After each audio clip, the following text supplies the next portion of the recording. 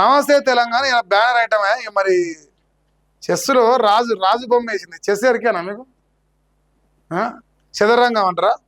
చెస్సులో ఇట్లా రాజు బొమ్మ వేసి ఏమంటారు చూడు, యథా రాజట తదా క్రిమినల్స్ అట.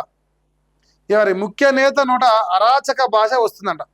అదే ప్రేరణగా పేటరేగుతున్న శక్తులట. ప్రభుత్వ పెద్దల మాట తీరుతో సమాజ స్వభావంలో లేటెంట్ అగ్రెషన్ అట. మరి ప్రతీకార ప్రసంగాల ప్రభావంతో ఉత్తేజితులవుతున్న అసాంఘిక శక్తులట. యాంటీ సోషల్ ఎలిమెంట్స్కు నైతిక ప్రేరణిచ్చిన బెదిరింపుల భాషట. మరోవైపు హోంశాఖ పర్యవేక్షణ గాలికి వదిలేసినట. Land order చట్టు బండలట. 2.5 ఏళ్లుగా రాష్ట్రంలో హెచ్చుమీరిన క్రైమ్ అట.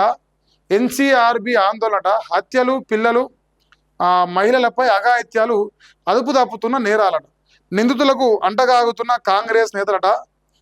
చేసలుడిన పోలీసులు ఇదే అదునుగా రెచ్చిపోతున్న నేరగాలు. పెరిగిన దాడులు, దౌర్జన్యాలు, తొలిసారి నేరాలతో జైలుకు చేరుతున్న వారి సంఖ్య పెరిగిందన్న జైళ్ల శాఖ.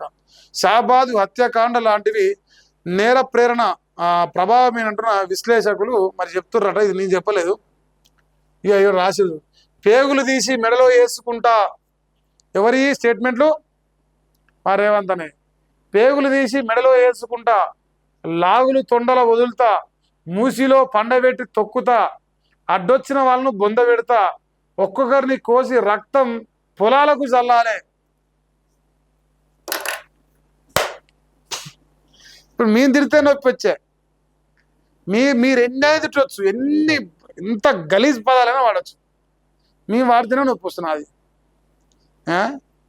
సో రేవంత్ రెడ్డి గారట, బూతుల ముఖ్యమంత్రి గారి బూతులకు ఈ సమాజం ప్రభావితం అవుతుందంట. తెలంగాణలో నేరాలు ఘోరాలు పెరిగిపోతున్నాయి. దానికి కారణం ఏంటంటే తెలంగాణ రాష్ట్ర ముఖ్యమంత్రి యనుమల రేవంత్ రెడ్డి బూతు పదాలే. ఆయన బూతుల వల్లనే సమాజం ఖరాబ్ అవుతుందని నేను అంటలేను. నమస్తే తెలంగాణ అంటుంది.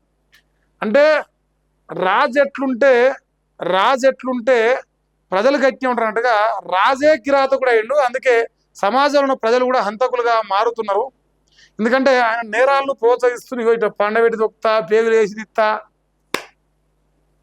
చాలా ఉన్నాయి. ఆ కాకమ్మ కథలు 100 ఉన్నాయి ఇప్పుడు.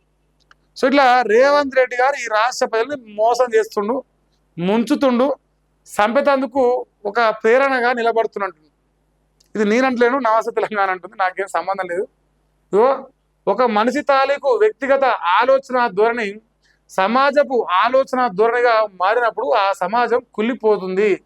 అచ్చంగా ఒక చెదపురుగు నుంచి 1000 చెదపురుగు పుట్టినట్టే అంట. అంటే ఇప్పుడు రేవంత్ రెడ్డి ఒక్కని ఆలోచన తెలంగాణ సమాజాన్ని ఆగం చేస్తుందంటారు. ఎందుకు కారణం ఏంటంటే ఒక చెదపురుగు మొదలైతే అది 1000 చెదపురుగు తయారు చేసినట్టుగా